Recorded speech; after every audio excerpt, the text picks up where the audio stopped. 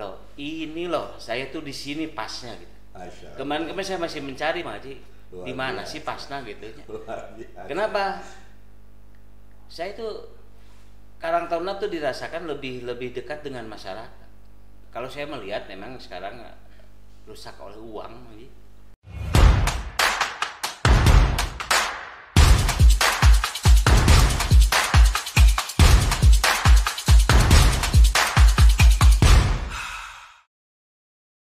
Bismillahirrahmanirrahim. Assalamualaikum. Ketemu dengan saya Gana Manggana Channel bersama senior saya Mang Edi Botol. Assalamualaikum. Empat Kita di KNPI. 4 periode di KNPI. Jadi menjamani 2 zaman ya. 2 zaman Mang ya. Di era sekarang dengan era sebelumnya, hampir 20 tahun tentunya ngurus berkecimpung dengan pemuda. Nah, kita mau diskusi. Mang, apa sih bedanya ngurus organisasi pemuda di zaman 10-20 tahun yang lalu dengan sekarang, Mang? Cing bedanya naon, Mang? Jadi kalau dulu yang namanya senior itu dianggap bukan hanya dari sisi usia, tapi dari sisi pengalaman. Kita sering ya wawasan segala rupa gitu, kita sering minta pendapatnya, minta pengalamannya kita. Nah, hari ini itu tidak saya dapatkan. Betul. Anak-anak muda sekarang terkesan yang sorangan lah gitu. Oke. Itu yang harus dievaluasi mungkin untuk anak-anak muda sekarang.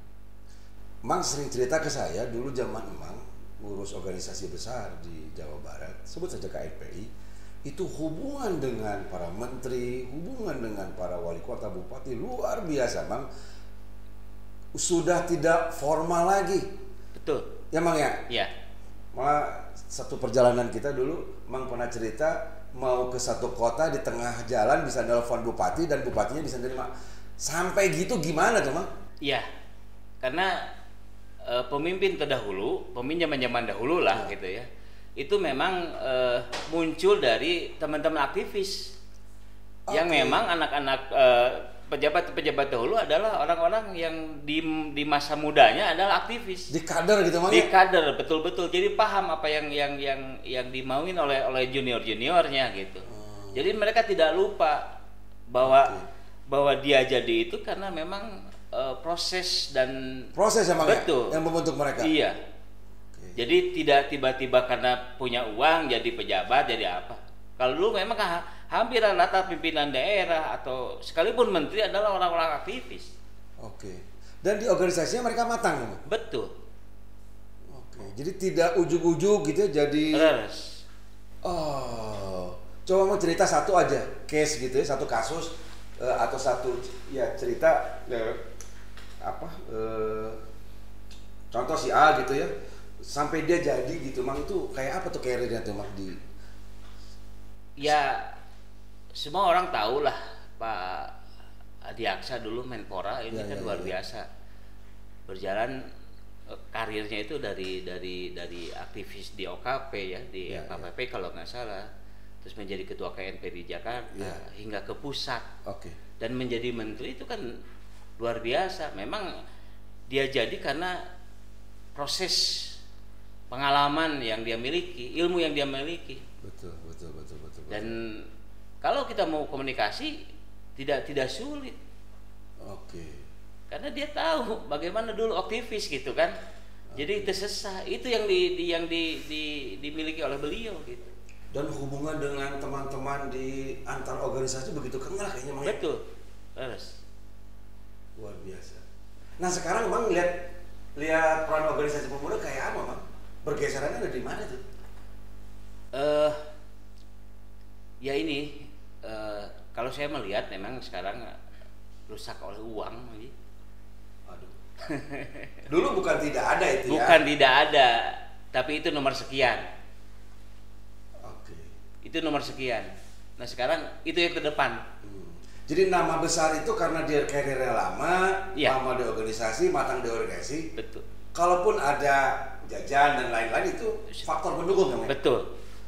Jadi nggak ada cerita dulu tuh ujung-ujung muncul gitu terus jadi. Tidak ada. Nggak ada ya Mang? Tidak ada. Jadi memilih seseorang itu memang track recordnya udah tahu teman-teman yang lain tuh. Merit system-nya, Betul. Matang dia. Tidak ada tiba-tiba ini dari mana datangnya, tiba-tiba jadi ketua, tiba-tiba jadi apa gitu.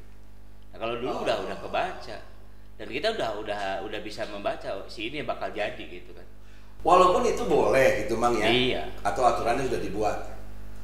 Tapi menurut Mang dampaknya apa sih kalau satu organisasi nggak dibuat merit system gitu sehingga dia nggak matang di dalamnya dan secara personal juga nggak terlalu dekat gitu, itu apa sih akibatnya nanti kalau menurut Mang?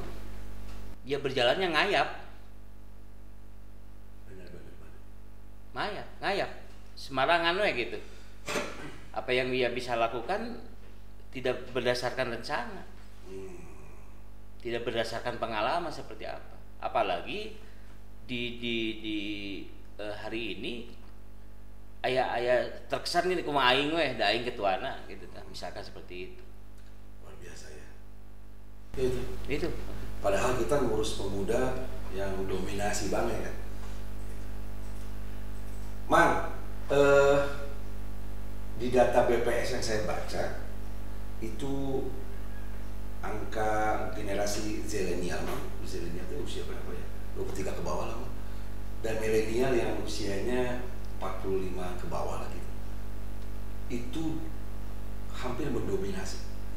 Mungkin 27 tambah 20, hampir 50-60%. Nah, kalau ngelihat kayak gitu Mang, yang sekarang digital, ada pandemi kayak begini Mang, itu ngelihatnya kayak apa Mang? Gimana sih mengurus organisasi pemuda yang menurut Mang yang pantas nih?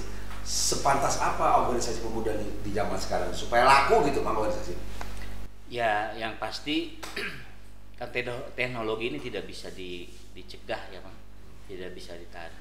Ya salah satu ini ya harus dekat dengan teknologi, harus paham dengan teknologi. Gitu ya. Ya itu.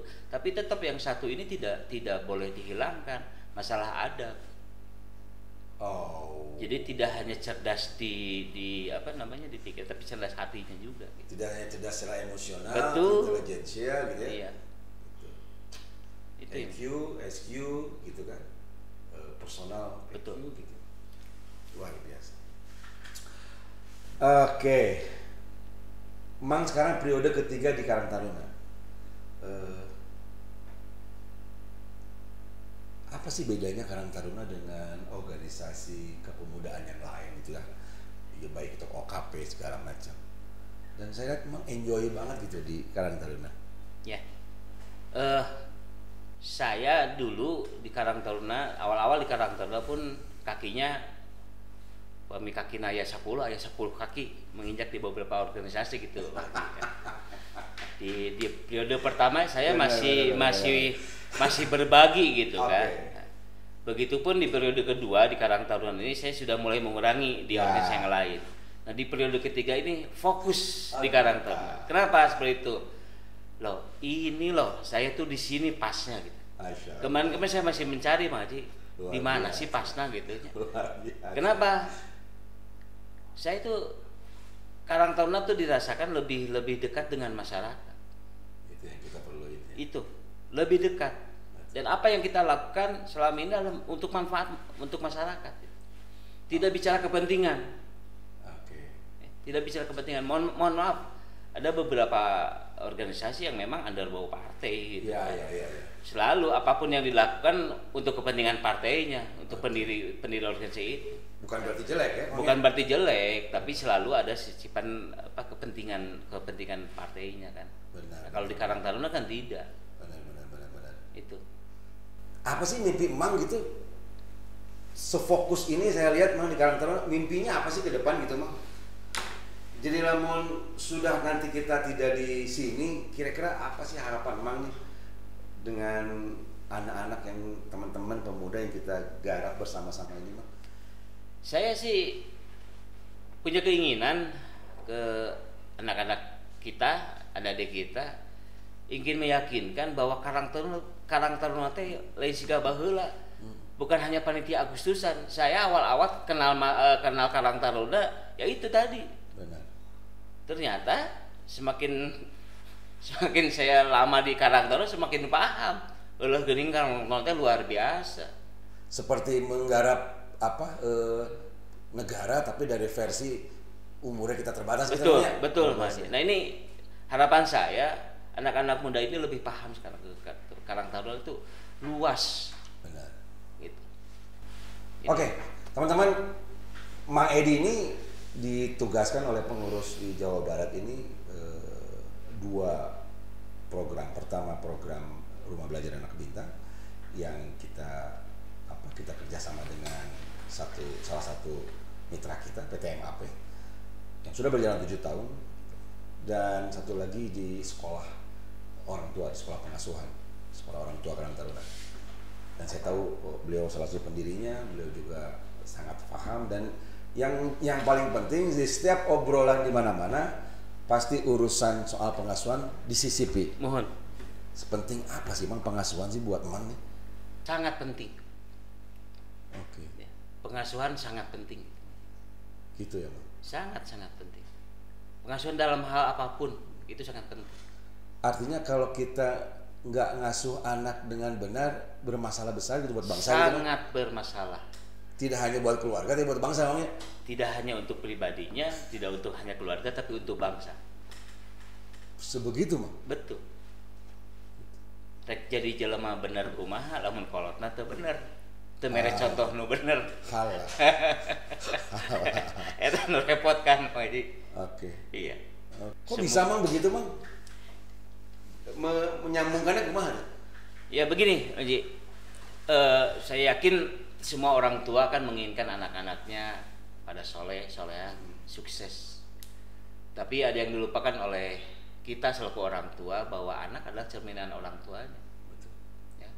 Andai kata saya misalkan cukur jenggot atau cukur kumis, iya, sambil bercermin, aya nu masih kanal, aya nu can kakurut kan sanes cerminan nu di ropea, nu diomean, tapi kan jenggot urang bersih. Artinya apa? Di saat ada anak melakukan kesalahan, itu tidak sepenuhnya ada di anak tadi. Tapi kita selaku orang tua yang memberi contoh nggak benar, kurang benar. Karena kan sebagaimana kita dicermin, apa yang dilakukan oleh kita, ya ada muncul di cermin. Begitupun dengan keseharian. Ya kita mau melarang jangan ngerokok, ari bapana ngudut di depan dia. Iya. Kalau mau di luar lah ya Mang ya. Nah gitu. Dan keteladanan itu jadi kunci ya Mang. Keteladanan sangat jadi kunci. Kan jadi cermin. Emang implikasinya apa kalau dia udah besar dengan proses pengasuhan yang patut ini yang keren lah gitu? Ya kan begini Maji, numputkeun abdi karena sudah dibiasakan, ya itu dianggap jadi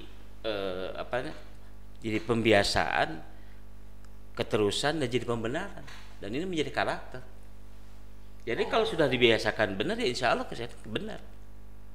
Tapi kalau sudah dibiasakan salah karena biasa banyak dilakukan, nah ini udah biasa dianggap benar jadi pembenaran itu. Jadi pembentukan karakter itu memang di usia pengasuhan ya Mang? Betul. Ya saya tahu itu Mang gitu. Ya. Kita belajar bareng 0 sampai 14 tahun itu usia pembentukan karakter. Ya. Jadi kalau udah sana bisa berubah tapi tidak lebih mudah gitu Mang ya, dibanding kita membentuknya. Iya. Jadi kalau lihat sekarang ada orang-orang yang kita anggap secara karakternya lemah gitu ya, buruk gitu, itu sudah dipastikan memang ya, hampir dipastikan bahwa proses pengasuhannya itu memang gagal. Wow. Dan kalau yang lebih repot kalau dia punya pribadinya buruk, terus dia wanian gitu, kan itu yang repot namanya. Betul. Wanian, tapi buruk gitu. Eta nu repot tuh, Bang. Itu yang repot ya, Bang. Iya. Harus katanya begini, Mak, kata beberapa guru saya, di kita ini di Indonesia ini banyak pemuda atau orang yang karakternya baik, Mak, tapi lemah. Betul nggak menurut Mak? betul sekali. Ya. Oh gitu ya? Harus. Betul. Dia baik gitu, Mak. Baik. Ya, baik aja dia. berehan orang Sunda mah Iya, ya, senyum, ramah. Tapi lamun pertempuran erehan, Tewanter. tuh anter, Itu pun karena tadi. takut. Karena faktor pengasuhan tadi. Siapa yang ngajarin ya, Mang? Ya kolot nakenya mah. Mau ujuk-ujuk anak jadi penakut Iya. kan? Ya contoh kecil misalkan gini kan sering kita lakukan selalu ke orang tua.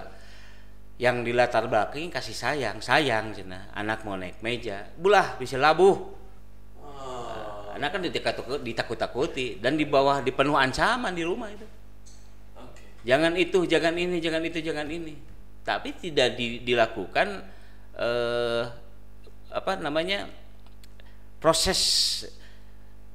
Gini lah contoh misalkan anak mau naik meja nih, apalagi kalau meja kaca, anak mau naik kan kebanyakan orang tua gitu. Jangan, nanti pecah, nanti jatuh, sakit. Kenapa tidak dilakukan gini? Nah, mau naik meja gini caranya loh, biar cepet, biar gampang. Harus ada makin. Tapi setelah anak nyampe mau deket meja, kasih tahu. Meja teh bukan untuk dinaikin, tapi meja mau untuk nyimpan apa.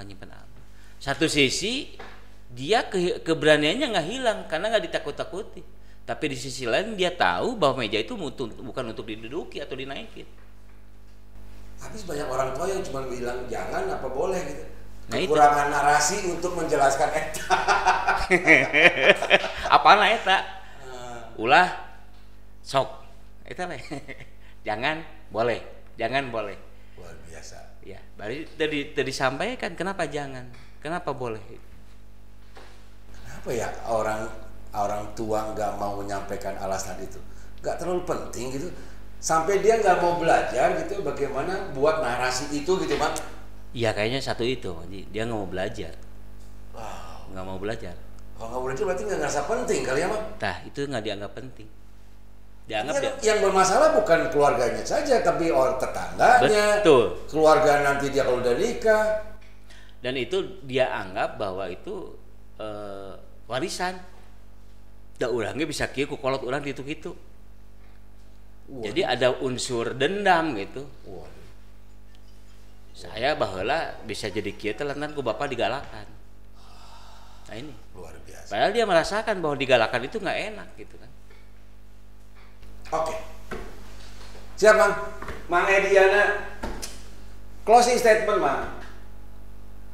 Harapan Mang apa terhadap organisasi kepemudaan se-Jawa Barat di masa sekarang? Ya, untuk organisasi kepemudaan apapun itu namanya, lakukan proses. Ulah ojol-ojol. Oke. Ya. Ulah ojol-ojol. Proses lakukan. Berjenjang. Oke. Ya. Ulah bosenan. Berjenjang. Itu yang luar biasa. Dan pahami bahwa yang diurus anak muda, emang ya. Betul. Fokus juga ke dunia anak muda. Dan yang terpenting, ya, lakukan apa yang bisa dilakukan selama itu manfaat untuk diri, manfaat untuk organisasi, manfaat untuk lingkungan, dan manfaat untuk bangsa. Oke, guru saya, sahabat saya, mitra kerja saya di Karang Taruna, dan senior saya, Mang Ediana, Mang Edi Botol. Nuhun ya, Mang. Sami-sami. Jazakallahu khairan katsiran. Sami-sami. Assalamualaikum. Waalaikumsalam warahmatullahi wabarakatuh.